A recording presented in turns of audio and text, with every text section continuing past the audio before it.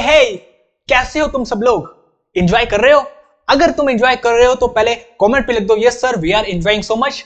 और तुम्हें पता है हम हमेशा मस्ती के साथ ही पढ़ते हैं। हमारा नाउन चैप्टर स्टार्ट हो गया है।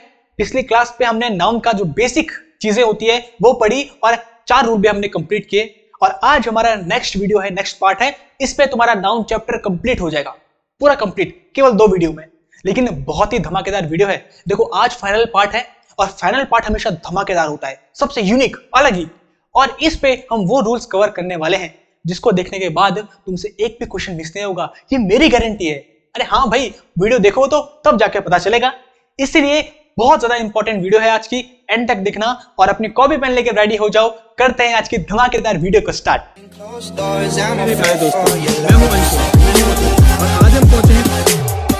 तो चलो करते हैं आज के क्लास को स्टार्ट। तुम्हें पता है पिछली क्लास पे हमने रूल नंबर 4 तक पढ़ लिया था और मुझे पता है तुमने रिवाइज भी कर लिया होगा। क्यों किया है रिवाइज? हाँ बहुत बढ़िया है। और जिसने नहीं देखी वो देख सकता है। पहले वीडियो हमने कल नाउन चैप्टर स्टार्ट कर लिया था जिस पर हमने बेस पढ़ा और उसके 4 रूल्स भी पढ़े। आज हम वहीं से कंटिन्यू करते हैं क्लास को।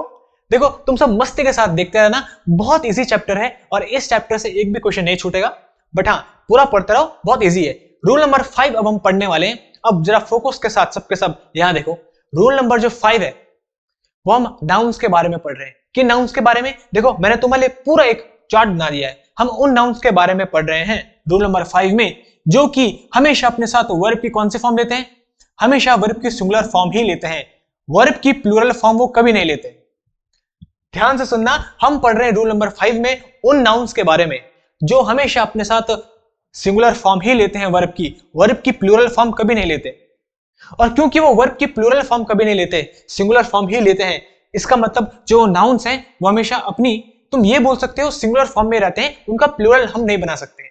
मतलब उन नाउन के पीछे हम एस, ईएस या आईएस नहीं यूज कर सकते हैं, उनको हम प्लूरल नहीं कर सकते। ये देखो प्लूरल नॉट पॉसिबल, ये लिख रहा हूं यहां पे, प्लूरल नॉट पॉसिबल। जो नाउन्स हैं उनको हम प्लूरल नहीं कर सकते हैं, उनके पीछे एस, ईएस या आईएस हम नहीं यूज कर सकते हैं। और हमेशा वो अपने साथ सिंगुलर वर्ब की फॉर्म ही लेंगे, प्लूरल वर्ब की फॉर्म नहीं लेंगे। क्यों? बिकॉज जिन नाउन्स के बारे में हम बात कर रहे हैं एक्चुअली वो क्या है? अनकाउंटेबल नाउन्स हैं। हम अनकाउंटेबल नाउन्स के बारे में बात कर रहे हैं। यही हमारा रूल नंबर 5, अनकाउंटेबल नाउन्स का मतलब जिन्हें गिना नहीं जा सकता। अब देखो एग्जांपल लेते हैं। अनकाउंटेबल नाउन क्या होता है? जैसे वाटर, पानी अनकाउंटेबल नाउन है, पानी को गिन नहीं सकते। 1 पानी 2 पानी नहीं बोल सकते हैं। चैप्टर के स्टार्टिंग में हमने पढ़ा था जो अनकाउंटेबल नाउन होते हैं वो हमेशा अपने साथ वर्ब की कौन सी फॉर्म लेते हैं? सिंगुलर फॉर्म लेते हैं, प्लूरल फॉर्म नहीं लेते। तभी तो देखो ये पॉइंट लिखा दिया। फिर जो वाटर है अनकाउंटेबल नाउन है, उसका हम प्लूरल नहीं बना सकते, प्लूरल नॉट पॉसिबल। वाटर का वाटर्स नहीं कर सकते। समझ पाई बात? वाटर का वाटर्स नहीं कर सकते हैं, इसलिए इनका प्लूरल पॉसिबल नहीं है। एस, ईएस या आईएस पीछे नहीं लग सकता। देखो वही तो लिखा है। फिर क्योंकि ये अनकाउंटेबल नाउन है तो इनके साथ ए और एन का यूज हम नहीं कर सकते। जो ए और एन आर्टिकल है वो दोनों के दोनों सिंगुलर चीजों के साथ यूज होते हैं। जब कोई एक चीज हो, अब मैं ये बोल सकता हूं अ वाटर या एन वाटर बोल सकता हूं क्या? नहीं, बिकॉज पानी ना सिंगुलर है ना प्लूरल है, वो तो अनकाउंटेबल है, मतलब इसको गिना ना जा सके। बात समझ पाई? इसलिए ए और एन आर्टिकल के भी इनके साथ यूज नहीं होता। अब अगर मुझे पानी को मान लो 1 या 2 दिखाना होगा तो मैं क्या ये बोलूंगा मुझे 1 पानी देना या 2 पानी देना? नहीं। तब मैं क्या यूज करूंगा? मैं ये बोल सकता हूं मुझे 1 बोतल पानी देना या 1 कप, 1 कप बोल सकता हूं मैं। तो जब भी हमको अनकाउंटेबल नाउन्स को दिखाना हो, सिंगुलर या प्लूरल, तो हम किनका यूज करते हैं? कैसे दिखाते हैं? अ पीस ऑफ या पीसेस ऑफ। 1 दिखाना होगा तो अ पीस ऑफ, बहुत सारे दिखाने होंगे तो पीसेस ऑफ। वैसे ही 1 दिखाना होगा तो हीप ऑफ, बहुत सारे दिखाने होंगे तो हीप्स ऑफ। 1 दिखाना होगा तो लोफ ऑफ, मतलब टुकड़ा, और बहुत सारे दिखाने होंगे तो लोफ्स ऑफ। बात समझ पाई? जैसे एग्जांपल देता हूं, ब्रेड। ब्रेड जो हमारा है वो भी अनकाउंटेबल नाउन है। तो अगर मैं बोलूंगा मुझे 1 ब्रेड देना तो मैं ये नहीं बोलूंगा 1 ब्रेड, नहीं, गलत हो जाएगा क्योंकि ब्रेड को गिन नहीं सकते, अनकाउंटेबल है। या मैं ये नहीं बोल सकता मुझे 2 ब्रेड दो, नहीं, तब क्या यूज करूंगा? Give me a loaf of bread. तब मैं 1 के लिए अ लोफ ऑफ, और बहुत सारे के लिए मान लो मुझे 5 ब्रेड चाहिए खाने के लिए, क्योंकि 5 से मेरा पेट बढ़ेगा भैया तो तब मैं क्या लूंगा? Give me 5 loafs of bread.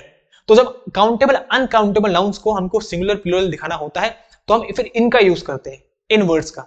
ना कि इनके पीछे मैं एस लगा दूं, नहीं, इनके पीछे एस नहीं लगा सकते, एस, ईएस, आईएस नहीं लगा सकते। इतना है रूल। देखो तभी मैंने तुम्हें एक पॉइंटर के हिसाब से लिखवा दिया, 1 2 3 जितने भी जिससे भी क्वेश्चन बनता है तुम्हें कंफ्यूजन ना हो इसलिए पॉइंट के हिसाब से लिखवा चुका है। अब तुम इनको केवल नोट करो, समझ में तुम्हें आ चुका है और तुम कभी भी कंफ्यूज नहीं होंगे। देखो अलग ही अप्रोच मेरी रहती है हमेशा, इसे नोट करो, आगे बढ़ते हैं। अब इससे रिलेटेड कुछ एग्जांपल्स देखते हैं और उसका क्वेश्चन करेंगे। अब अनकाउंटेबल नाउन्स जो रूल नंबर 5 हम पढ़ रहे हैं वो कौन कौन से होते हैं, ये सारे के सारे लिखे हैं। Luggage, baggage, scenery, imagery, oil, food, water, fuel, electricity, bread, gold, iron, furniture, information, equipment, advice, offspring, issue, brick, stone, hair, ये सब के सब हमारे अनकाउंटेबल नाउन्स होते हैं और ये हमेशा सिंगुलर ही होते हैं, सिंगुलर फॉर्म में ही होते हैं और ये हमेशा अपने साथ सिंगुलर वर्ब ही लेते हैं, प्लूरल वर्ब कभी नहीं लेंगे। हालांकि ये सिंगुलर नहीं होते, सिंगुलर प्लूरल ये नहीं होते बिकॉज़ ये अनकाउंटेबल है, लेकिन तुम याद करने के लिए बोल सकते हो। इन किसी के भी पीछे एस तुम नहीं लगा सकते, इनकी प्लूरल फॉर्म नहीं बना सकते तुम, बात समझ पाएगी, क्योंकि अनकाउंटेबल है। इसको याद रखने का तरीका कैसे है? अरे याद रखने का तरीका तुम ऐसे बना लो, अपने माइंड में एक इमेज ले लो, एग्जांपल ले लो। हम देखो वाटर है तो हम क्या बोलते हैं, water is good for health या water are good for health, क्या बोलते हैं, water is good for health, क्योंकि वाटर अनकाउंटेबल है इसलिए अपने साथ ये सिंगुलर वर्ब भी लेता है, water is good for health. ऐसे एग्जांपल्स ले लो, और क्या, रटने की बात नहीं है, समझने की बात है। तो इस रूल को, रूल नंबर 5 को तुम याद रख सकते हो, लगेज बैगेज वाला रूल। क्या, कौन सा रूल, लगेज बैगेज वाला, बस ऐसे याद रख सकते हो तुम इसको। अब इससे रिलेटेड क्वेश्चंस करते हैं जो एग्जाम में आते हैं, इसी टाइप के क्वेश्चंस आते हैं देखो एग्जाम में। The luggages were very heavy. अब इन सब में से मुझे बताओ सही कौन से हैं, गलत कौन से हैं, कौन से सेंटेंसेस सही हैं, कौन से गलत हैं, बताओ मुझे। The luggages were very heavy, क्या सही है? नहीं, ये गलत है, बिल्कुल गलत। क्यों है मेरे भाई? क्योंकि लगेजेस नहीं होता कभी भी, हमेशा क्या होता है, लगेज होता है, हमेशा लगेज होता है, लगेजेस नहीं होता। और इसके साथ जो वर्ब आती है वो हमेशा सिंगुलर आती है, the luggage was very heavy, ये होगा। बस अब समझ पा गया ना तुम्हें रूल, कितना इजी है, देखो ऐसी होता है, इजी होती है हर चीज। The sceneries of Kashmir are very beautiful, क्या ये सही है? नहीं, बिल्कुल गलत। क्या आएगा, सीनरीज नहीं आएगा, क्या आएगा, सीनरी आएगा हमेशा। यहां देखो, यहां पे लिखा भी है, हमेशा जो आता है वो सिंगुलर फॉर्म ही आती है। The scenery of Kashmir are नहीं आएगा, क्या आएगा, इज वेरी ब्यूटीफुल। ये अनकाउंटेबल नाउन्स है, इनका प्लूरल फॉर्म नहीं आती और हमेशा इनके साथ सिंगुलर वर्ब भी आता है। बस ये दो चीजें याद रखनी है, पूरा का पूरा जो तुम्हारा ये रूल है वो कंप्लीट हो जाएगा। She Yeats a bread in breakfast. ऐसी टाइप के क्वेश्चंस आते हैं, ये सारे के सारे वही हैं जो एग्जाम में पूछे गए हैं। इनमें एरर फाइंड करने के लिए आ सकता है, फिल इन द ब्लैंक आ सकता है। बताओ क्या सही है? She Yeats a bread in breakfast बिल्कुल गलत है। क्यों गलत है? क्योंकि ब्रेड जो है वो अनकाउंटेबल नाउन है। अगर अनकाउंटेबल नाउन है तो उसके आगे ए और एन आर्टिकल नहीं आ सकता। ए और एन आता है सिंगुलर चीजों के साथ, ब्रेड ना सिंगुलर है ना प्लूरल है, तो आ ब्रेड नहीं आएगा, ये गलत है। हाँ, हम ये बोल सकते हैं a loaf of bread, a loaf of bread, ये हम बोल सकते हैं। अगर हमको लगाना होगा तो अ लोफ ऑफ ब्रेड ये बोल सकते हैं, ऐसा दिखा सकते हैं बस। Next, she eat 2 breads in breakfast, क्या ये सही है? नहीं, ये भी बिल्कुल गलत है। क्यों गलत है? बिकॉज जो ब्रेड्स, तो पहली बात तो ब्रेड्स नहीं आता, सेकंड बात है 2 नहीं आता, तो क्या बोल सकते हैं इसको हम ऐसे कर सकते हैं, शी ईट्स 2 लोफ्स ऑफ ब्रेड, ये बोल सकते हैं। लेकिन आएगा ब्रेड ही, याद रखना, ब्रेड ही आएगा वहां पे, ब्रेड्स नहीं आएगा। अगर इसको दिखाना होगा हमको 2 ब्रेड चाहिए तो 2 लोफ्स ऑफ ब्रेड ये बोलेंगे।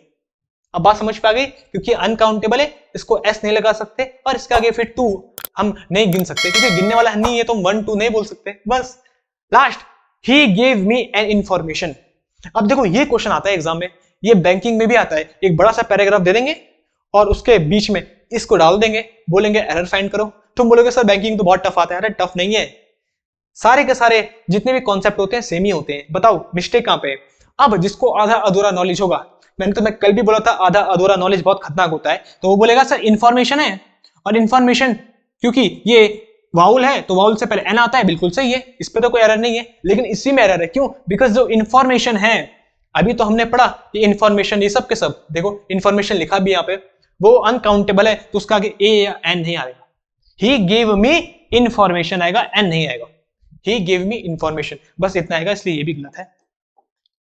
एन नहीं आएगा, ही गेव मी इंफॉर्मेशन आएगा, बिकॉज ए और एन सिंगुलर चीजों के साथ आते हैं, इंफॉर्मेशन सिंगुलर नहीं है इसीलिए बस ऐसे टाइप के क्वेश्चंस आते हैं। अब बताओ कहाँ इस पे कोई बड़ी बात है भाई। अब जो जो इंपॉर्टेंट है, जो एग्जाम में आते हैं, सबसे ज्यादा पूछे जाते हैं, उनमें मैं टिक कर रहा हूं। एक तो luggage, baggage, scenery, bread, furniture, information, advice, issue, इनसे सबसे ज्यादा क्वेश्चंस आते हैं। इस पे मैंने टिक कर दिया है, तुम भी अपनी जो नोट्स बना रहे हो उस पर तुम टिक कर लो क्या होता है। अब हाँ, तुम इशू बोलोगे सर इशू मतलब क्या होता है, तो इशू के दो मीनिंग होते हैं। एक तो इशू का मतलब होता है मुद्दा, है ना, एक इशू का मतलब होता है मुद्दा, और एक इशू का मतलब संतान भी होता है। यहां पे मैं लिखा रहा हूं, इसको देखो, नोट्स बनाओ, यहां पे बहुत इंपॉर्टेंट है जो मैं बोल रहा हूं। इशू, इशू का मतलब मुद्दा भी होता है। ये देखो, इशू का मतलब मुद्दा भी होता है। जब इशू का मतलब मुद्दा होता है, ध्यान से सुनो, जब इशू का मतलब मुद्दा होता है तो उसका सिंगुलर प्लूरल दोनों पॉसिबल है, तब इशू भी होगा और इश्यूज भी होगा, मतलब बहुत सारे मुद्दे, तो इसका सिंगुलर भी पॉसिबल है और इसका प्लूरल भी पॉसिबल है। ये देखो, जब इशू का मतलब मुद्दा होगा तो इसका सिंगुलर भी पॉसिबल है और प्लूरल भी पॉसिबल है। इशू मतलब एक मुद्दा, इश्यूज मतलब बहुत सारे मुद्दे। लेकिन जब, यहां पे मैं इसको रब करता हूं, लेकिन जब इशू का मतलब एक और होता है संतान, इशू का मतलब एक और होता है संतान। जब इसका मतलब संतान होगा हमारे क्वेश्चन में, तो इसकी सिंगुलर फॉर्म एग्जिस्ट नहीं करेगी, तब इसको क्या लिखना पड़ेगा, इश्यूज ही लिखना पड़ेगा। तब यही लिखना पड़ेगा, हम इशू नहीं लिख सकते, ये नहीं लिख सकते, इसको नहीं लिख सकते, तब इश्यूज ही लिखना पड़ेगा। प्लूरल फॉर्म ही एग्जिस्ट करेगी, उसकी सिंगुलर फॉर्म एग्जिस्ट नहीं करेगी। बात समझ पाएगी, बस इतना है। जब इशू का मतलब मुद्दा होगा तो इशू भी आएगा और इश्यूज भी आएगा, दोनों पॉसिबल है। इशू मतलब एक मुद्दा, इश्यूज मतलब बहुत सारे मुद्दे। लेकिन जब इशू का मतलब संतान होगा तब उसे हम इशू नहीं बोलेंगे, तब इश्यूज बोलेंगे, तब वो उसकी प्लूरल फॉर्म ही एग्जिस्ट करेगी, सिंगुलर फॉर्म एग्जिस्ट नहीं करेगी। बस ये था थोड़ा जो नोट करने की बात है। अब तुम्हें पता चल गया होगा, इसे आराम से नोट करो, फिर जब क्वेश्चंस अभी आएंगे इससे रिलेटेड तो उसको देखेंगे। अब देखो यहाँ पे कुछ क्वेश्चंस हैं, उन्हें सॉल्व करते हैं। The equipments in the factory are old, क्या बिल्कुल सही है? नहीं, इसमें कुछ ना कुछ तो एरर होगा, बिल्कुल एरर है। क्या है? ये गलत है, क्योंकि जो इक्विपमेंट्स होता है वो हमारा अनकाउंटेबल नाउन होता है, उसके पीछे एस कभी नहीं आता, ये गलत हो गया। ये क्या है? इक्विपमेंट होगा केवल, बस इतना होगा, इक्विपमेंट। और क्योंकि ये सिंगुलर होगा, इसके साथ हमेशा जो वर्ब आएगी वो सिंगुलर ही आएगी। तो क्या होगा? The equipment in the factory is old, ये हो जाएगा। Next, he gave me an advice, तो क्या होगा? सही है? नहीं, बिल्कुल गलत है। क्यों? ही गेव मी, एडवाइस के पहले एन नहीं आता, एन और ए तब आता है जब कोई काउंटेबल नाउन हो, सिंगुलर हो, एडवाइस नहीं होता। तो क्या होगा इसका? अगर बोलना चाहे तो हम ये बोल सकते हैं, he gave me a piece of advice, ये बोल सकते हैं। अगर बोलना चाहें तो ये बोल सकते हैं, बस। नेक्स्ट, ही वॉज एडवाइसिंग मी, क्या ये सही है? तुम बोलोगे सर सही तो है, नहीं गलत है। क्यों? बिकॉज ये क्या है? वर्ब है, एडवाइस देने का काम चल रहा था। ही वॉज एडवाइसिंग मी, वो मुझे एडवाइस दे रहा था।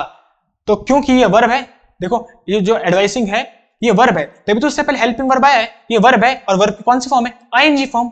लेकिन एडवाइसिंग वर्ब नहीं होती है, देखो दो होते हैं, एक होता है एडवाइस और एक होता है एडवाइस। दोनों में डिफरेंस क्या है? सी का डिफरेंस है, एक होता है सी, एक होता है एस। इन दोनों में डिफरेंस ये होता है, जो सी वाला होता है वो नाउन होता है, इसका मतलब होता है सलाह, और जिसपे एस होता है वो वर्ब होता है, इसका मतलब होता है सलाह देना। ये वर्ब है, तो यहां पे सलाह देने का काम चल रहा है, यहां पे वर्ब की बात हो रही है, तभी तो वर्ब की आईएनजी फॉर्म होती है, नाउन की आईएनजी फॉर्म थोड़ी होती है, वर्ब है ये। तो यहाँ पे एडवाइसिंग नहीं आएगा, यहाँ पे क्या आएगा? एडवाइसिंग, एस वाला आएगा, यहाँ पे वर्ब आएगा, यहाँ पे ये वर्ब आएगा यहाँ पे। बात समझ पाएगी? बस देखो, तुमको पता भी चल रहा है, तभी तो आगे हेल्पिंग वर्ब है, और ये वर्ब की कौन सी फॉर्म? आईएनजी। तो ही वाज एडवाइसिंग, नाउन वाला नहीं, ही वाज एडवाइसिंग, बस ये होगा, यहाँ पे वर्ब आएगा। इतना सिंपल था ये क्वेश्चन, इसको भी नोट कर लो, बहुत इंपॉर्टेंट है ये हमेशा इससे एग्जाम से रिलेटेड क्वेश्चंस आते हैं इसमें। अब नेक्स्ट देखो, ही गेव मी मैनी एडवाइसेस, क्या ये सही है? ही गिव हिम मेनी एडवाइसेस, नहीं गलत है। मैं इसको रब कर दूं, तुमने नोट कर दिया है, जल्दी से इसे नोट करो, मैं इसे रब कर रहा हूं, यहाँ पे मुझे स्पेस चाहिए इसलिए। देखो भाई, ही गेव मी मैनी एडवाइसेस, गलत है, एडवाइसेस कभी हो ही नहीं सकता, क्या होगा, ही गेव मी एडवाइस। और अगर मैनी बोलना है तो ये बोल सकते हैं he give me many pieces of advice, ये बोल सकते हैं हम। अगर हमको बहुत सारी एडवाइस देनी है तो मैनी पीसेस ऑफ एडवाइस बोल सकते हैं। ये लगा के हम अनकाउंटेबल को प्लूरल कर सकते हैं, लेकिन आएगा एडवाइस ही, इसमें ऐसे नहीं लगाओगे, मैनी पीसेस ऑफ कर दोगे बस। तो ये गलत हो गया हमारा, ये भी गलत है। Next, my friend has 3 issues, a son and 2 daughters. मेरे फ्रेंड के 3 इश्यूज हैं, एक बेटा है 2 लड़कियां हैं। तो अब जो ये इश्यू है, ये क्या हम किसी मुद्दे के बारे में बात करें? नहीं, हम किसके बारे में बात करें? हाँ, संतान के बारे में। और जब संतान के बारे में बात करें तो इश्यूज ही आता है, इश्यू नहीं होता, ये प्लूरल फॉर्म में ही रहता है, तो बिल्कुल सही है, इसमें कोई एरर नहीं है। देखो अब तुमसे क्वेश्चन बन रहे हैं ना, अब आ रहा है तुम्हें, हाँ देखो ऐसा होता है, बस थोड़ा फोकस के साथ थोड़ी देर मेरे साथ पढ़ो, सारे क्वेश्चन बनेंगे। In the meeting we discussed on many issues, meeting में हमने डिस्कस किया किसके ऊपर? बहुत सारे मुद्दों के ऊपर। तो अब इस इश्यूज का मतलब संतान नहीं है, मुद्दा है, और ये बहुत सारे मुद्दे हैं, मैनी आए इसका मतलब बहुत सारे मुद्दे, तो ये प्लूरल है, तो बिल्कुल सही है, क्योंकि जो मुद्दा होता है वो सिंगुलर फॉर्म में भी एग्जिस्ट करता है, प्लूरल फॉर्म में भी एग्जिस्ट करता है। हमें पे बहुत सारे मुद्दों के बारे में बात करें तभी तो मैनी आए, मैनी इश्यूज, बिल्कुल सही है, इसमें कोई एरर नहीं है बस। Next, I issued a book from the library, मैंने लाइब्रेरी से एक बुक इशू की, मतलब लाइब्रेरी से एक बुक ली। तो देखो ये वर्ब है, इस बार वर्ब के सेकंड फॉर्म, तो ये भी बिल्कुल सही है। देखो इश्यू कितने टाइप से यूज होते हैं। जब हम नाउन की बात करें तो नाउन में एक तो इश्यू का मतलब संतान होता है, एक तो उसका मतलब मुद्दा होता है, लेकिन यहाँ पे नाउन नहीं है, ये यहाँ पे वर्ब है, काम हो रहा है, एक्शन हो रहा है, इशू करवाने का, बुक इशू करवाने का, वर्ब के सेकंड फॉर्म, तो ये वर्ब है, इसमें कोई एरर नहीं है। समझ पा रहे हैं? देखो ऐसे टाइप के क्वेश्चंस होते हैं बस। Next, in Kotdwar houses are made from stones, क्या ये बिल्कुल सही है? कोटद्वार में जो घर बनते हैं वो किसके बनते हैं? पत्थरों के बनते हैं, बिल्कुल गलत है। क्यों? बिकॉज जो स्टोन से स्टोन्स नहीं आएगा, अभी तो हमने पढ़ा जो स्टोन होता है वो अनकाउंटेबल नाउन होता है, तो स्टोन्स नहीं होगा, तो क्या होगा? स्टोन होगा। In Kotdwar houses are made from stone, because uncountable है, इसको एस नहीं कर सकते, प्लूरल नहीं कर सकते हैं, बस इतना था। ऐसे टाइप के क्वेश्चंस आते हैं मेरे भाइयों। अब देखो ये 14, 15, 16, जल्दी से इन्हें देखो। The furnitures in his house are very old, क्या ये सही है? नहीं, बिल्कुल गलत है। क्यों? फर्नीचर्स नहीं होता, हमेशा क्या होता है? फर्नीचर ही होता है।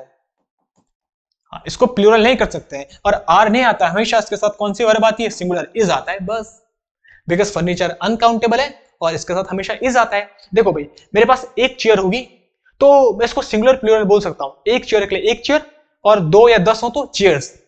लेकिन बहुत सारी चेयर है मेरे पास, उनको एक ग्रुप पे एक नाम दे दिया मैंने, उसको बोल दिया फर्नीचर। मेरे पास बहुत सारे फर्नीचर। अब तुम बताओ, फर्नीचर से तुम्हें पता चल रहा है मेरे पास कितने चेयर्स हैं या कितने टेबल्स है, क्या है? नहीं, मैंने सबको एक नाम दे दिया, फर्नीचर। तो अभी फर्नीचर जो है ये पहले से प्लूरल है, इसीलिए इसको फिर से हम एस नहीं लगा सकते। बात समझ पाई? जैसे इंग्लिश में 26 लेटर्स होते हैं, उन लेटर्स को हम एक नाम देते हैं अल्फाबेट। अब जो अल्फाबेट है वो पहले से प्लूरल है, तो अल्फाबेट्स नहीं कर सकते तुम, इसीलिए जो ये फर्नीचर है ये पहले से ही क्या है? ग्रुप ऑफ चेयर्स, टेबल्स, जितनी भी चीजें होती है तो पहले से प्लूरल है, इसलिए इसको फिर से प्लूरल नहीं कर सकते हो। तो ये हमेशा फर्नीचर ही होगा और हमेशा अपने साथ सिंगुलर वर्ब ही लेगा, बस यही तो पढ़ रहे हैं हम 5th रूल में। Next, I have many works to do, क्या सही है? तुम बोलोगे सर सही है क्या? नहीं, जो वर्क्स है ये वर्क्स नहीं होता, क्या होता है? वर्क ही होता है, क्योंकि जो वर्क होता है वो अनकाउंटेबल नाउन होता है। मेरे पास एक काम है, 2 काम है, ये नहीं बोलते। हालांकि खुल के लैंग्वेज पे हम बोल लेते हैं, लेकिन जो काम होता है उन्हें गिन नहीं सकते हम, काम कितना है, इसलिए ये भी हमेशा वर्क ही होता है। और इसके आगे मैनी कभी नहीं आता, हमेशा याद रखना मच वर्क आता है। I have much work to do क्यों आता है? बिकॉज जो वर्क है, याद रखना, जो वर्क है वो अनकाउंटेबल नाउन है, उसे गिना नहीं जा सकता, और अनकाउंटेबल के लिए हम हमेशा मच का यूज करते हैं, मच का, मैनी का यूज नहीं करते हैं, मच का ही यूज करते हैं अनकाउंटेबल नाउन के आगे। अब बात समझ पे आ गई? याद रहेगा हमेशा। हाँ, next, he went to the woods to get some wood. तुम बोलोगे सर इस पे एरर है, वुड्स नहीं, ये बिल्कुल सही है, इस पे कोई एरर नहीं है। क्यों? बिकॉज इस वुड्स का मतलब लकड़ी नहीं है, इस वुड्स का मतलब है जंगल, याद रखना, जंगल में मंगल तो वुड्स मतलब होता है जंगल, और वुड, इस वुड का मतलब है लकड़ी। लड़की मत लिख देना उसको, लकड़ी है वो। तो मैं जंगल में गया था क्या लेने, लकड़ी लेने। अगर लकड़ी के लिए मैं वुड्स का यूज करता तो गलत हो जाता, क्योंकि लकड़ी जो होगी उसको वुड्स नहीं कर सकता मैं। लेकिन हाँ, जंगल का मतलब वुड्स होता है, तो जब भी आएगा वुड्स तो उसका मतलब होता है जंगल, और वुड इसका मतलब है लकड़ी। ये बिल्कुल सही है, इसमें कोई गलती नहीं। अब जो अभी हमने रूल पढ़ा था, याद रखना। देखो मैं तुम्हें करवा रहा हूं, ये देखो ये वाला रूल। इन कोरदार houses are made from stones. तो हमने पढ़ा था जो स्टोन्स होते हैं वो हमेशा अपनी सिंगुलर फॉर्म में रहते हैं। स्टोन होगा, स्टोन्स नहीं होगा, इसलिए गलत हो गया था। लेकिन इसमें एक और चीज बाकी है। कैसे? याद रखना, जब भी हेयर आता है, हेयर मतलब बाल, ब्रिक ईंट और स्टोन पत्थर, अगर इसके आगे प्लूरल नाउन गिवन है, इसको प्लूरल नाउन से बोल सकते हो तुम, प्लूरल नंबर गिवन है, ये नंबर है। जब भी हेयर, ब्रिक और स्टोन किसी भी सेंटेंस में आ जाए, अगर इसके आगे प्लूरल नंबर गिवन है तो फिर इसके साथ एस आएगा, और अगर इसके आगे प्लूरल नंबर गिवन नहीं है तो फिर इसके पीछे एस नहीं आएगा। बस इतना सिंपल सा रूल है। क्या बोला? फिर से बोल रहा हूं, जब भी हेयर, ब्रिक, स्टोन इनके आगे प्लूरल नंबर गिवन हो, प्लूरल मतलब एक से ज्यादा, 2, 3, 4, 5, 6 ऐसे नंबर्स गिवन हो, तो तब इनके पीछे एस आएगा। हेयर्स आएगा, ब्रिक्स आएगा, स्टोन्स आएगा। लेकिन जब इनके आगे प्लूरल नंबर गिवन ना हो तब इनके साथ एस नहीं आ सकता। हेयर्स नहीं बोल सकते, तब ब्रिक्स नहीं बोल सकते, स्टोन्स नहीं बोल सकते। बस इतना सिंपल सा रूल है। इसलिए टीचर की जरूरत पड़ती है, बिकॉज तुम आधा अधूरा रूल तो सीख लेते हो लेकिन पूरा नहीं सीखते हो। अब देखो, अब तुम्हें पूरा पता है क्योंकि तुम मेरे साथ पढ़ रहे हो। अब जो ये था, इसमें कहीं स्टोन के पहले हमको प्लूरल नंबर गिवन आया नहीं, दिया था क्या? नहीं दिया था, इसलिए स्टोन ही रहा, वो स्टोन्स नहीं हुआ। तब इसके पीछे एस नहीं लगा, बिकॉज आगे प्लूरल नंबर गिवन नहीं था, इसलिए पीछे एस भी नहीं लगा, इसलिए वो स्टोन हुआ। अब बात समझ पाई? अब नेक्स्ट देखो ये वाला, he ordered 10,000 brick for construction. अब यहां पे ब्रिक आ गया है और इसके पहले 10,000 दे चुका है, मतलब प्लूरल नंबर गिवन है। अब क्योंकि प्लूरल नंबर गिवन है तो इसके पीछे एस आएगा, तो अब ये बिल्कुल गलत है, ये क्वेश्चन गलत है। ब्रिक नहीं होगा, अब क्या होगा? ब्रिक्स। बात समझ पाई? तो बस यही पे यही डिफरेंस होता है जो मेरे साथ पढ़ रहा है। क्यों? क्योंकि और बच्चे होंगे वो पढ़ेंगे, अरे ब्रिक का तो ब्रिक ही होता है, ब्रिक्स नहीं होता, तो बिल्कुल इसको सही कर देंगे। लेकिन तुम मेरे साथ पढ़ रहे हो, अब तुम्हें पता है क्योंकि इस ब्रिक के आगे प्लूरल नंबर गिवन है 10,000 ब्रिक, तो अब 10,000 ब्रिक नहीं बोलेंगे, अब क्या बोलेंगे? 10,000 ब्रिक्स। जब आगे प्लूरल नंबर गिवन हो तो पीछे एस आता है, जब आगे प्लूरल नंबर गिवन हो पीछे एस आता है, जब आगे प्लूरल नंबर गिवन ना हो तो एस नहीं आता। बस ये था हमारा रूल। तो हमारा रूल नंबर 5 हो चुका है कंप्लीट। अब तुम्हें आ गया है, इसे नोट डाउन करो। देखो मजा आ रहा है ना तुम्हें मेरे साथ पढ़ने में? नाउन चैप्टर बहुत इजी है, नोट डाउन करो। आगे बढ़ते हैं रूल नंबर 6 की तरफ। मजा आ रहा है? हाँ आएगा भाई, आएगा। अब जो रूल नंबर 6 है, ये देखो, I have a 100 rupees note, I have a 100 rupees. अब देखो, जो इस टाइप के क्वेश्चंस होते हैं यही हमेशा एग्जामिनेशन में पूछे जाते हैं, और इन पे सबको दिक्कत आती है, चाहे कोई कितने भी टाइम से प्रिपरेशन कर रहा हो, लेकिन इन क्वेश्चंस पे उसको हमेशा दिक्कत आती है, हमेशा प्रॉब्लम आती है। अब जो मैं ऐसी टेक्निक बताने वाला हूं, तुम बोलोगे सर वाह मजा आ गया। अब तुम्हें लाइफ में कभी दिक्कत नहीं आएगी ऐसे क्वेश्चंस में, चुटकी में करोगे। देखो रूल नंबर 6 जो है वो कहता है, यहां पे मैं लिख रहा हूं, रूल नंबर 6 कहता है, जब भी कोई नाउन गिवन हो हमको, जब भी हमें कोई नाउन गिवन हो और उससे पहले एक और नाउन गिवन हो, ये नाउन फर्स्ट गिवन है और इससे पहले एक और नाउन गिवन हो, नाउन सेकंड, और जो नाउन सेकंड है एक काम कर रहा हो इस नाउन को क्वालिफाई करने का, ये सेकंड वाला नाउन इस नाउन को क्वालिफाई करने का काम कर रहा हो, इसका मतलब किसका तरह? एज एन एडजेक्टिव का काम कर रहा हो, एडजेक्टिव का काम कर रहा हो, तो ये जो नाउन होगा वो हमेशा अपनी सिंगुलर फॉर्म में ही होगा, प्लूरल फॉर्म में कभी नहीं होगा। बस इतना सिंपल सा ये रूल है। यहां पे लिख रहा हूं, जब भी एक नाउन गिवन हो उससे पहले एक और नाउन गिवन हो, और जो सेकंड वाला नाउन गिवन हो वो इस नाउन को क्वालिफाई करने का काम कर रहा हो, मतलब एडजेक्टिव का काम कर रहा हो, तो जो ये नाउन होगा सेकंड वाला, ये हमेशा अपनी सिंगुलर फॉर्म में ही होगा, प्लूरल फॉर्म में कभी नहीं होगा। बस इतना सिंपल सा रूल है और इसी में सारे बेस्ड क्वेश्चंस हैं। अब देखते हैं, देखो इतना छोटा सा रूल, इसे नोट डाउन करो जल्दी, सबके सब समझ पा चुका है? देखो सिंपल सा रूल है, जब एक नाउन गिवन हो उससे पहले एक और नाउन गिवन हो और ये नाउन इस नाउन को क्वालिफाई करने का काम कर रहा हो, इसका मतलब एडजेक्टिव का काम कर रहा हो, तो जो सेकंड नंबर वाला नाउन होगा जो एडजेक्टिव का काम कर रहा है वो हमेशा अपनी सिंगुलर फॉर्म में ही लिखा जाएगा, प्लूरल फॉर्म में नहीं लिखा जाएगा। इतना सिंपल सा रूल है। अब देखो, I have a 100 rupee note, अभी जो नोट है ये नाउन है रुपी है, ये भी नाउन है। ये जो पहले वाला नाउन है ये क्या कर रहा है, इसको क्वालिफाई कर रहा है, एडजेक्टिव का काम कर रहा है, इसलिए अपनी सिंगुलर फॉर्म में ही होगा। और देखो रुपी सिंगुलर फॉर्म में ही है, इसलिए बिल्कुल सही है, इसमें कोई भी एरर नहीं है। बस आई हैव 100 रुपी नोट। और तुम्हें पता है जो ये आया है आर्टिकल, ये किसके लिए आया है, नोट के लिए आया है। आर्टिकल हमेशा नाउन के लिए आता है। देखो सिंपल है। अब next, I have 100 rupees note. ये देखो फिर से जो नोट है ये नाउन है, इससे पहले एक और नाउन आ रहा है, और जो ये नाउन है ये इसको क्या कर रहा है, क्वालिफाई कर रहा है, मतलब एडजेक्टिव का काम कर रहा है, लेकिन ये अपनी प्लूरल फॉर्म में है। जबकि हमने क्या पढ़ा, ये हमेशा अपनी सिंगुलर फॉर्म में ही होना चाहिए, इसलिए गलत है। तो ये गलत हो गया। क्या आना चाहिए यहाँ पे, आई हैव 100 रुपी नोट आना चाहिए। आप समझ पा गया एरर कहां पे। बस इस टाइप के क्वेश्चन होते हैं, केवल कॉन्सेप्ट समझना होता है बस, उसके बाद सारे के सारे क्वेश्चन धड़ाधड़ होते हैं। आई हैव 100 रुपीज, ये क्या सही है, नहीं ये तो बिल्कुल ही गलत है। इसका तो पूरा कॉन्सेप्ट ही गलत है। क्यों, बिकॉज आई हैव 100 रुपीज। अरे अगर हम 100 रुपीज के बारे में बात कर रहे हैं, अगर ये प्लूरल है तो उसके साथ ए कैसे आ गया, ए तो सिंगुलर के साथ आता है, तो गलत हो गया, इसका स्ट्रक्चर ही गलत है। या तो वो ए नहीं देते, और या तो अगर ए देना था तो आई हैव 100 रुपीज नोट करते उसे, है ना, ऐसे करते हैं। अब नेक्स्ट, आई हैव 100 रुपीज, हाँ ये बिल्कुल सही है। क्यों, बिकॉज आई हैव 100 रुपीज, अब ये नाउन है और हम पे 100 रुपीज है, बिल्कुल सही है, इस पे कोई एरर नहीं है। देखो ऊपर वाले में एरर क्यों था, बिकॉज यहाँ पे ए गिवन था और रुपीज गिवन था। अरे भाई अगर प्लूरल है रुपीज तो उसके लिए ए थोड़ा आएगा, और या तो ऐसे देते आई हैव 100 रुपी देते, या आई हैव 100 रुपी नोट देते, तब तो ठीक था। अब next, I have hundreds of rupees, क्या ये सही है, क्या सही है, हंड्रेड्स ऑफ रुपीज। तुम्हें याद होगा हमने पढ़ा भी था एक रूल, 100 जब भी 100 डजन या 1000 आ जाए, याद है डजन वाला रूल, तो अगर इसके आगे नंबर नहीं गिवन तो पीछे एस और ऑफ ये आ सकता है, तो ये बिल्कुल सही है, इसमें कोई एरर नहीं है। I have hundreds of rupees, मेरे पास बहुत सारे रुपए हैं। याद आया कौन सा रूल इस पे अप्लाई हो रहा है, आई थिंक रूल नंबर 3 हमने कवर किया था। जब 100, 1000 या डजन आ जाए तो अगर इसके आगे नंबर नहीं गिवन तो पीछे एस और ऑफ आता है, एस और ऑफ गिवन है और यहाँ पे रुपीज गिवन है, बिल्कुल सही है। देखो I have a bundle of 100 rupees, क्या ये सही है, बिल्कुल सही है, इसमें कोई एरर नहीं है। क्यों, बिकॉज हम बोल रहे हैं अब बंडल ऑफ, हम बंडल के बारे में बात कर रहे हैं, अब बंडल ऑफ 100 रुपीज, मेरे पास 100 रुपीज का क्या है, एक बंडल है, तो ये भी बिल्कुल सही है, इसमें भी कोई एरर नहीं है।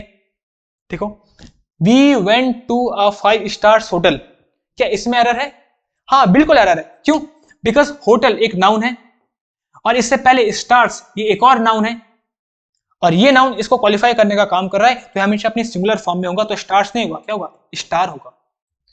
We went to a 5 star hotel, इसको पढ़ने के लिए खैर तुम्हें वैसे तो कॉन्सेप्ट की जरूरत भी नहीं है, लेकिन अगर तुम वैसे भी इसको फाइंड आउट कर लोगे प्रॉब्लम, लेकिन उसके पीछे लॉजिक भी तुम्हें पता होना चाहिए। अगर स्टार्स गलत है तो क्यों गलत है, क्यों गलत है, बिकॉज होटल नाउन है, स्टार्स भी नाउन है, और ये नाउन इस नाउन को क्वालिफाई करने का काम कर रहा है, मतलब एडजेक्टिव का काम कर रहा है ये वाला नाउन, इसलिए ये वाला नाउन हमेशा अपनी सिंगुलर फॉर्म में होगा, प्लूरल फॉर्म में नहीं हो सकता। अब जो लास्ट है, he went to buy some teeth brushes, बस इसका आंसर दे दो मुझे जल्दी से, इस पे कहां पे एरर है, और मैं समझ जाऊंगा तुम्हें कॉन्सेप्ट आ चुका है। इसमें बहुत सारे लोग गोता खाएंगे मुझे पता है। We went to buy some teeth brushes, याद रखो, देखो मुझे पता है इस पे तुम मिस्टेक करोगे, और अगर किसी ने आंसर दे दिया तो बहुत बढ़िया। ब्रशेस ये नाउन है, हम ब्रशेस लेने गए, और टीथ ये भी नाउन है, ये इस नाउन को क्वालिफाई कर रहा है, मतलब एडजेक्टिव का काम कर रहा है, तो ये हमेशा अपनी सिंगुलर फॉर्म में होगा, इसलिए टीथ नहीं होगा, वो क्या होगा, टूथ ब्रशेस होगा, सिंगुलर फॉर्म में। आप समझ पा गया, हाँ जो टीथ होता है वो प्लूरल होता है, टीथ मतलब बहुत सारे दांत, और इसका सिंगुलर क्या होता है, टूथ, तो ये क्या होगा, he went to buy some tooth brushes, ये आंसर होगा। अब समझ में तुम्हें आ गया होगा रूल नंबर 6, जब एक नाउन गिवन हो उससे पहले एक और नाउन गिवन हो और वो क्वालिफाई करने का काम कर रहा हो एडजेक्टिव का, तो हमेशा अपनी सिंगुलर फॉर्म में ही होगा। बस ये था सिंपल सा रूल। अब बढ़ते हैं रूल नंबर 7 की तरफ, इसे जल्दी से नोट डाउन कर लो। रूल नंबर 6 तुमने नोट डाउन कर ही लिया होगा। रूल नंबर जो 7 है वो है कंपाउंड नाउन्स का रूल, कंपाउंड नाउन्स। अब बात आती है कंपाउंड नाउन्स होता क्या है, बहुत सारे बच्चे तो इसको पहली बार पढ़ रहे होंगे, तो उन्हें बता दूं कंपाउंड नाउन नाउन ही होता है, जब दो नाउन से मिला के हम एक नाउन बना दे तो उसे कंपाउंड नाउन बोलते हैं। कंपाउंड मतलब दो से ज्यादा, तो जब भी हम दो नाउन को जोड़ के एक नाउन बना दे तो उस नाउन को हम नाम देते हैं कंपाउंड नाउन। जैसे तुमने सुना भी है फुटबॉल, सुना है फुटबॉल, अब ये कंपाउंड नाउन है, क्यों, बिकॉज ये दो नाउन से मिलकर बना है, कैसे? फुट पैर ये एक नाउन है, बॉल ये दूसरा नाउन है, इन दोनों नाउन से मिलके एक नाउन बन गया पूरा, क्या बन गया? फुटबॉल।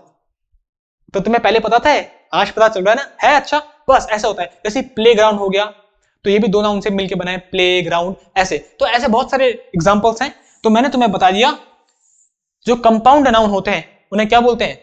कंपाउंड नाउन क्या होते हैं? जो दो नाउन से मिलके बने। इतना आ गया, बेस समझ पा गया। अब कंपाउंड नाउन का ये 7th रूल है। ये क्या कह रहा है? ये देखो, अगर हमें कंपाउंड नाउन का प्लूरल बनाना होगा तो हम एस कहां पे लगाएंगे? जैसे ये brother in law, brothers in law, brother in laws. बताओ इसमें से सही कौन सा है? जो 7th रूल है वो हम कंपाउंड नाउन का प्लूरल पढ़ रहे हैं। जब हमको कंपाउंड नाउन, ये मैं लिख रहा हूं, जब भी हमको कंपाउंड नाउन का प्लूरल बनाना होगा, प्लूरल फॉर्म बनानी होगी, तो हम प्लूरल कैसे बनाएंगे? ब्रदर इन लॉ ये कंपाउंड नाउन है, इसका अगर हमको प्लूरल करना होगा, ब्रदर इन लॉ मतलब साला, तो अगर हमको लिखना होगा मेरे बहुत सारे साले हैं, उनका प्लूरल करना होगा, तो क्या करेंगे? ब्रदर में एस लगाएंगे या लॉज में एस लगाएंगे? क्या करेंगे? ब्रदर इन लॉ का प्लूरल करना होगा तो इन दोनों में से कौन सा सही है? ब्रदर्स इन लॉ या ब्रदर इन लॉज? किस पे एस लगाएंगे? ब्रदर्स में या लॉज में? किस में? मैं बताता हूं, जब भी हमको कंपाउंड नाउन का प्लूरल करना होगा तो हम जो प्लूरल करते हैं वो हमेशा रूट वर्ड में करते हैं, याद रखना। ये है रूल नंबर 7। अब याद रहेगा, जब भी हमें कंपाउंड नाउन का प्लूरल करना होगा तो हम हमेशा जो प्लूरल फॉर्म करते हैं, एस लगाते हैं, वो रूट वर्ड में लगाते हैं। रूट वर्ड यहाँ पे ब्रदर है तो ब्रदर्स इन लॉज होगा, वो ब्रदर इन लॉ। ये हमारा आंसर हो जाएगा। नेक्स्ट देखो, इन दोनों में से सही कौन सा है? Sister in law, sisters in law, क्या होगा सही? बताओ इनमें से कौन सा सही है? सिस्टर इन लॉज या सिस्टर्स इन लॉ? कौन सा होगा? सिस्टर्स इन लॉ, ये सही होगा। क्यों? बिकॉज रूट वर्ड है सिस्टर, तो सिस्टर में ही हम एस लगाएंगे, प्लूरल इसको एस यहां पे बना के करेंगे। अब समझ पा गया? नेक्स्ट देखो, मेजर जनरल। अगर इसका प्लूरल हमको करना होगा, कंपाउंड नाउन है, दो नाउन से मिलकर बनाए, तो प्लूरल कहां पे करेंगे? मेजर में करेंगे या जनरल में करेंगे? किस में करेंगे? मेजर, जनरल्स, इसमें करेंगे एस। ये है हमारा रूट वर्ड, तो इसमें एस लगाएंगे। अब समझ पाए? कमांडर इन चीफ, इसमें किसमें करेंगे? हमारा रूट वर्ड है कमांडर, तो क्या करेंगे? Commanders in chief. भाई देखो, चीफ तो एक उपाधि है, चीफ है हमसे बड़ा है, लेकिन जो रूट वर्ड है वो क्या है? कमांडर। कमांडर रूट वर्ड है। वैसे ही मेजर है, वो हमसे मेजर है, मेजर तो बड़ा एक उपाधि है, लेकिन मेन किसके बारे में बात करें? जनरल के बारे में। ये रूट वर्ड है। फिर चीफ मिनिस्टर, हम बात किसके बारे में करें? मिनिस्टर के बारे में। भाई चीफ है वो हमसे, वो तो उपाधि दे रखी है, लेकिन असली में क्या है? मिनिस्टर। हम बोलते नहीं ये स्टेट का मिनिस्टर है, तो मिनिस्टर है रूट वर्ड। इसलिए अगर एक होगा तो चीफ मिनिस्टर, बहुत सारे होंगे तो एस किस में लगाएंगे? चीफ मिनिस्टर्स में लगाएंगे। अब समझ पा गया? मिनिस्टर्स में। अब देखो, इस टाइप का क्वेश्चन आता है एग्जाम में, chief minister of all the states were present in the assembly. जो बहुत सारे स्टेट्स के जो चीफ मिनिस्टर थे वो प्रेजेंट थे। अब हम बहुत सारे मिनिस्टर्स के बारे में बात कर रहे हैं, तो यहाँ पे एरर दिख रहा है कहीं पे? हाँ बिल्कुल सही, यहाँ पे चीफ मिनिस्टर नहीं होगा, क्या होगा? चीफ मिनिस्टर्स, ये होगा। यहाँ पे जो एस लगेगा वो लास्ट में लगेगा, मिनिस्टर्स में लगेगा। आप समझ पा गया? हाँ, क्योंकि हम बहुत सारे मिनिस्टर्स के बारे में बात करें ना, all the states, chief ministers of all the states, मतलब बहुत सारे, सब लगभग सभी स्टेट्स के जो मिनिस्टर्स थे वहां पे प्रेजेंट थे, तो चीफ मिनिस्टर नहीं आएगा, चीफ मिनिस्टर्स आएगा। बस इस टाइप के क्वेश्चंस आते हैं भैया इससे। अब तुम्हें समझ पा गया होगा। 7th रूल है कंपाउंड नाउन का रूल। कंपाउंड नाउन वो होते हैं जो दो नाउन से मिलके बनते हैं। जब इनका हम प्लूरल बनाते हैं, प्लूरल फॉर्म, तो जो हम एस या यस लगाते हैं, प्लूरल करते हैं, वो हमेशा किस में करते हैं? रूट वर्ड में करते हैं। ब्रदर इन लॉ, तो रूट वर्ड क्या है? ब्रदर, ये है रूट वर्ड। वैसे ही sister in law, root word क्या है? सिस्टर, ये है रूट वर्ड, इसलिए इसमें एस लगाया, इसमें एस लगाया। यहाँ पे देखो, समझ पाया? वैसे ही मेजर जनरल, बात किसके बारे में करें? जनरल के बारे में, इसलिए जनरल पे एस लगाया। कमांडर इन चीफ, बात किसके बारे में कर रहे हैं? कमांडर के बारे में, इसलिए इस पे एस लगाया। चीफ मिनिस्टर, बात किसके बारे में करें? मिनिस्टर के बारे में, इसलिए इसी में एस लगाया। तो ये था हमारा रूल नंबर 7, कंपाउंड नाउन का रूल्स। कंपाउंड नाउन को प्लूरल कैसे करते हैं, बस तुम इस पे नोट भी कर सकते हो। यह है कंपाउंड नाउन का रूल्स, कंपाउंड नाउन का प्लूरल रूल। इनको प्लूरल कैसे करते हैं ये भी कर सकते हो तुम। अब रूल नंबर जो 8 है वो कंपाउंड नाउन का ही है, लेकिन कंपाउंड नाउन का possessive, possessive of compound noun. तुम्हें पता है, मैंने तुम्हें पहले एक्टिव पैसिव इनमें भी करवाया है। जो पोजेसिव होता है, पोजेसिव मतलब होता है अधिकार दिखाना। अपना क्या दिखाना, अधिकार दिखाना, हक दिखाना। एक और बोल सकते हैं जिसपे हमको कौन सा सेंस आता है, का, की, के, इसका सेंस जिसपे आता है, का, की, के क्या सेंस आता है, मतलब अधिकार दिखाने वाला, अधिकार दिखाना, आधिपत्य दिखाना, अपना हक दिखाना, उसे बोलते हैं पोजेसिव। तो अगर कंपाउंड नाउन्स पे हमको अधिकार दिखाना होगा, पोजेसिव शो करना होगा, तो कैसे करेंगे। अब देखो जो मैं यहाँ पे लिखा है, जो टेबल तुम्हारे लिए बनाई है, ये मैंने बनाई है स्पेशल टेबल, इसको जरा ध्यान से देखो, पूरी इंग्लिश में तुम्हें कहीं नहीं मिलेगी। क्यों, बिकॉज जो पोजेसिव शो करने की बात होती है पूरी इंग्लिश में, हम केवल 3 तरीके से पूरी इंग्लिश में पोजेशन शो कर सकते हैं, अधिकार शो कर सकते हैं। कौन से 3 तरीके वो, एक तो अपॉस्ट्रॉफी लगा के, ये देखो अपॉस्ट्रॉफी एस, बेसिक ग्रामर की सीरीज में पहली वीडियो पे मैंने एक्सप्लेन किया है अपॉस्ट्रॉफी एस। एक तो इससे हम अधिकार शो कर सकते हैं, एक ऑफ लगा के अधिकार शो कर सकते हैं, और एक पोजेसिव एडजेक्टिव, ये इससे अधिकार शो कर सकते हैं। पोजेसिव एडजेक्टिव आगे पढ़ेंगे जब अभी इसके बाद प्रोनाउन चैप्टर पढ़ेंगे। तो हम पूरी इंग्लिश में अधिकार दिखाने का काम 3 चीजों से कर सकते हैं। एक तो अपॉस्ट्रॉफी से, मतलब अपॉस्ट्रॉफी एस लगा के, ये हमेशा लिविंग थिंग के लिए यूज होता है, याद रखना, लिविंग थिंग्स के लिए, ह्यूमन बींग्स के लिए, लिविंग थिंग्स के लिए, नॉन लिविंग के लिए यूज नहीं हो सकता। जैसे राम्स कार, तो राम की कार, देखो का, की, के का सेंस दे रहा है, राम की कार, राम्स कार, तो राम लिविंग है, तो ये होते हैं यूज लिविंग थिंग के लिए। तो एक तो इस तरीके से अपॉस्ट्रॉफी से हम अधिकार दिखा सकते हैं। सेकंड, ऑफ लगा के अधिकार दिखा सकते हैं। याद रखना, ऑफ के बाद जनरली हमेशा नाउन ही आता है, ये हमेशा नॉन लिविंग थिंग के लिए ज्यादातर यूज होता है ऑफ। जैसे टायर्स ऑफ द कार, मतलब कार के टायर्स, देखो के का सेंस यूज कर रहा है, tyres of the car, car के टायर्स, तो देखो टायर्स नॉन लिविंग है। Legs of the chair, chair के लेग्स, तो ये ऑफ जो आता है, ऑफ के बाद हमेशा नाउन ही लेता है, और ये भी अधिकार शो करता है, नॉन लिविंग के लिए आता है। और जो थर्ड केस है वो है पोजेसिव एडजेक्टिव का केस, जैसे माय, हिज, यूर, आवर, ये सब के सब। जैसे हम बोलते हैं दिस इज माय हाउस। अब देखो ये जो घर है, नाउन, ये घर है, किसका है, मेरा है, तो माय, देखो अपना अधिकार दिखा रहे हैं, तो हम पोजेसिव एडजेक्टिव से भी हम दिखा सकते हैं। बस ये होते हैं। तो जब भी हमको कंपाउंड नाउन्स का पोजेशन शो करना होगा, अब अपॉस्ट्रॉफी से, इस वाले से, तो अब हम अपॉस्ट्रॉफी किस पे लगाएं, बात ये आती है, ब्रदर्स इन लॉ वेडिंग या ब्रदर इन लॉज वेडिंग, इन दोनों में से सही कौन सा, बताओ। आप क्या करेंगे, अब भी हम क्या रूट वर्ड पे लगाएंगे अपॉस्ट्रॉफी, क्या रूट वर्ड पे लगाएंगे, क्या लास्ट में लगाएंगे, बताओ क्या आएगा। मैंने तुम्हें बता दिया, इंग्लिश पे हम 3 टाइप से अधिकार दिखा सकते हैं, अपॉस्ट्रॉफी से, ऑफ से, और पोजेसिव एडजेक्टिव से। अब हम बात करें अपॉस्ट्रॉफी से, हम जो कंपाउंड नाउन है इनको कैसे इनका अधिकार दिखाएं। अब बताओ इन दोनों में से सही कौन सा है, ब्रदर्स इन लॉ वेडिंग या ब्रदर इन लॉज वेडिंग। याद रखना जब भी हमको कंपाउंड नाउन का पोजेशन शो करना होगा, तो जो अपॉस्ट्रॉफी लगता है वो लास्ट में लगता है, ये सही है, ये बिल्कुल गलत है। अब रूट वर्ड पे नहीं लगता, अब जो अपॉस्ट्रॉफी लगेगा वो लास्ट वर्ड पे लगेगा, brother in law's wedding last पे लगेगा। वैसे अब बताओ, कमांडर इन चीफ्स ऑर्डर या कमांडर्स इन चीफ ऑर्डर्स, कौन सा सही है। हाँ बिल्कुल सही कहा, commander in chief's order last पे लगेगा अपॉस्ट्रॉफी, ये सही है और ये गलत है, रूट वर्ड पे नहीं लगेगा, याद रखना, रूट वर्ड पे मत लगा देना।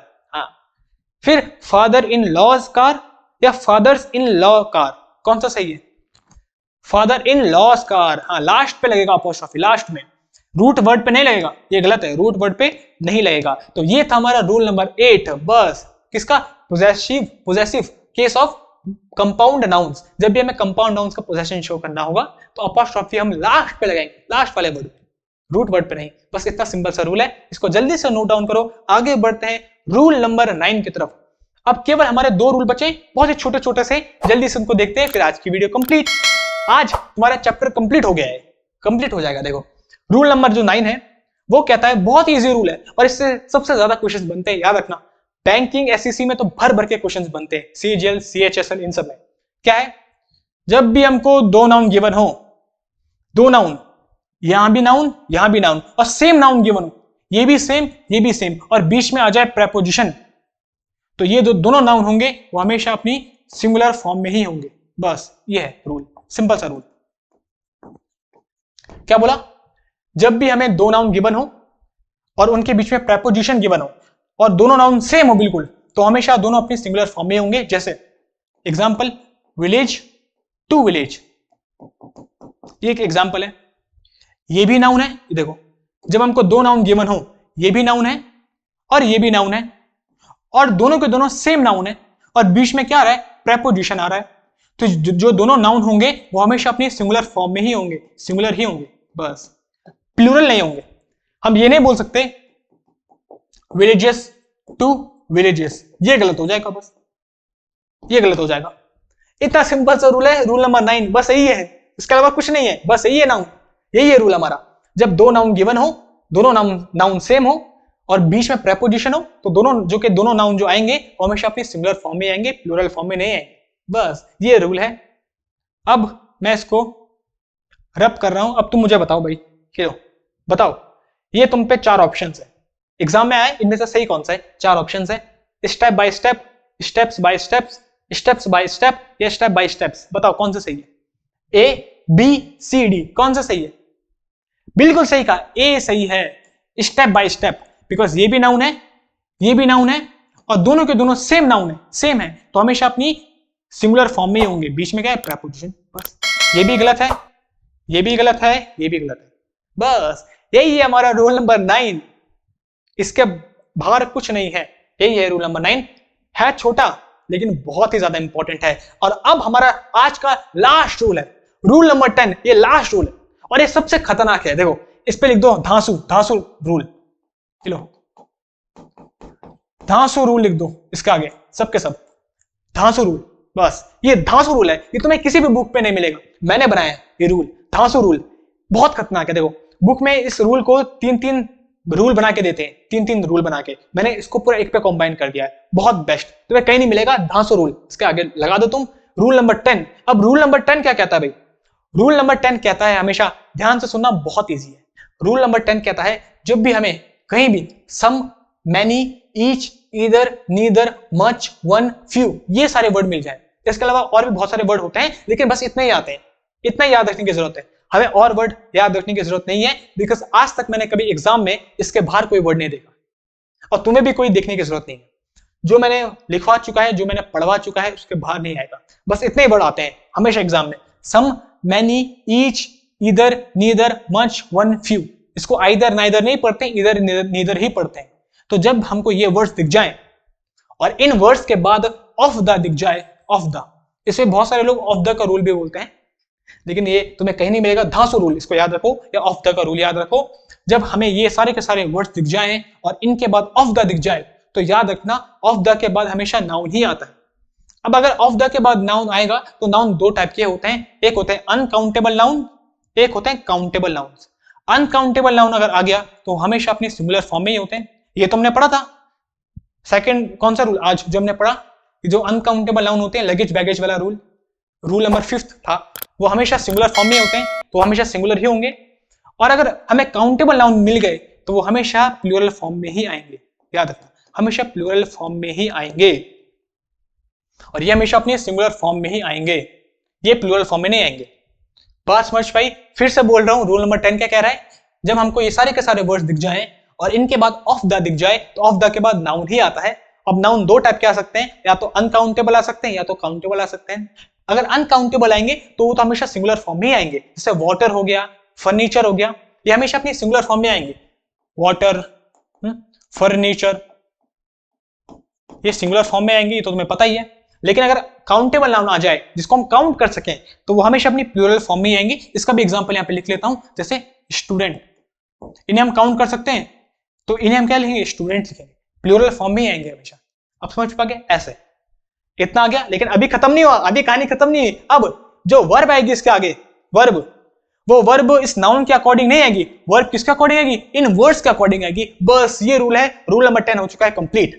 क्या बोला? जो वर्ब आएगी आगे, वो वर्ब इस नाउन के अकॉर्डिंग नहीं आएगी, वर्ब किसके अकॉर्डिंग आएगी, सम फ्यू इनके अकॉर्डिंग आएगी। ये सिंगुलर, वर्ब सिंगुलर, ये प्लूरल, वर्ब प्लूरल। बस अब मैं तुम्हें बता देता हूं ये सिंगुलर कौन है, प्लूरल कौन है। सम मतलब कुछ लोग, तो ये प्लूरल है, इसलिए इसके साथ हमेशा कौन सी वर्ब आएगी, प्लूरल। बस मैनी, मैनी मतलब बहुत सारी, ये भी प्लूरल है, इसके साथ वर्ब भी क्या आएगी, प्लूरल आएगी। फिर ईच, ईदर, नीदर और एवरी, ये सब के सब सिंगुलर ही होते हैं, ये सब के सब क्या है, सिंगुलर। तो इनके साथ हमेशा कौन सी वर्ब आएगी, सिंगुलर वर्ब आएगी। फिर मच, मच देखना, मैंने तुम्हें बोला था मच अनकाउंटेबल होता है, इसका मतलब होता है मात्रा, तो इसके साथ हमेशा सिंगुलर वर्ब ही आती है। बात समझ पाई?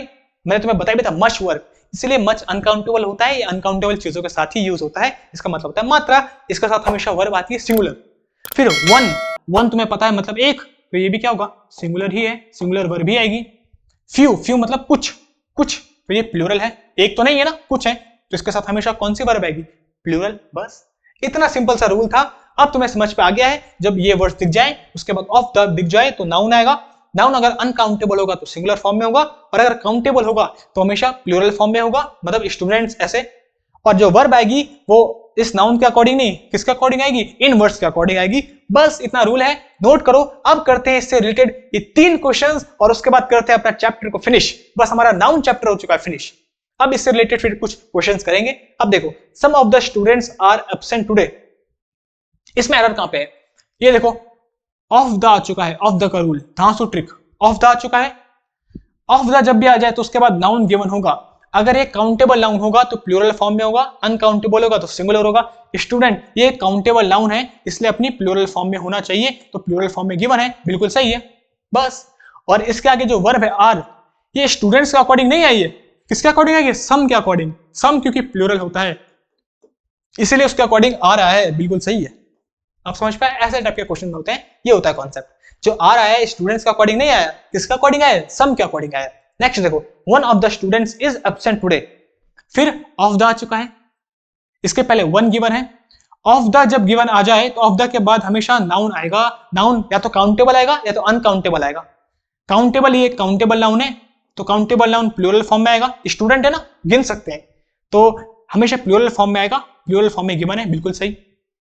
लेकिन जो इज आया है, याद ऐसे मत करना कि इज जो आया है वो किसके अकॉर्डिंग आया है, वन के अकॉर्डिंग, इसलिए बिल्कुल सही है। आप समझ पाए, लोग इस पे मिस्टेक कर देते हैं। लोग सोचते हैं स्टूडेंट्स तो प्लूरल है तो इज गलत है, आर आएगा, नहीं, जो इज आएगा वो किसका अकॉर्डिंग आएगा, वन के अकॉर्डिंग, बिल्कुल सही है, कोई एरर नहीं है इसमें। फिर much of the food in the party was wasted, फिर से ऑफ द आ चुका है।